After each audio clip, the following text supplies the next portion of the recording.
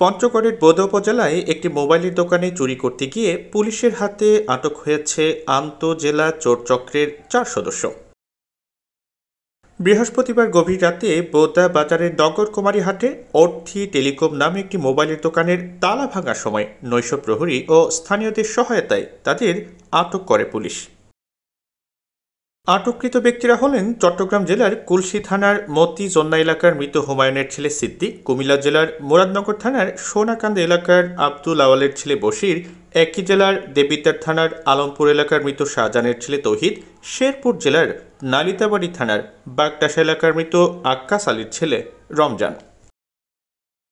এ সময় সিএনআইকে দেওয়া সাক্ষাৎকারে বোদা থানার ভারপ্রাপ্ত কর্মকর্তা মোহাম্মদ আজিম উদ্দিন বলেন যে একটি মোবাইলের দোকানে চুরি হচ্ছে জানতে পেরে আমরা তাৎক্ষণিকভাবে সেখানে উপস্থিত হই।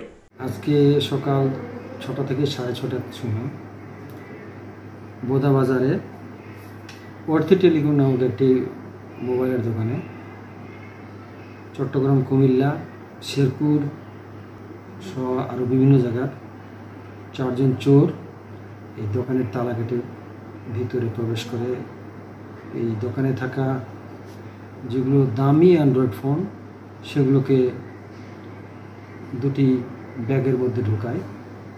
ইতিমধ্যে আমরা বিষয়টা খবর পেয়ে যাই। এ সময় ভারপ্রাপ্ত কর্মকর্তা আরও বলেন যে ফোর্স নিয়ে ঘটনাস্থলে উপস্থিত হয়ে আন্তঃজেলা চোর চক্রের 4 সদস্যকে আটক করা হয়। খবর পেয়ে তাৎক্ষণিক আমাদের অফিসার ফোর্স সহ তাদেরকে 4 জনকে আমরা আটক করি। এই সময় তাদের আরও 3 জন সহযোগী কৌশলে সেখান থেকে পালিয়ে যেতে সক্ষম হয়। আমরা আসামিদের নাম ঠিকানা সংশ্লিষ্ট থানার মাধ্যমে যাচাই করতেছি এবং যাচাই বাছাই শেষে তা আইনগত প্রক্রিয়া তাদের এখন অব্যাহত রয়েছে।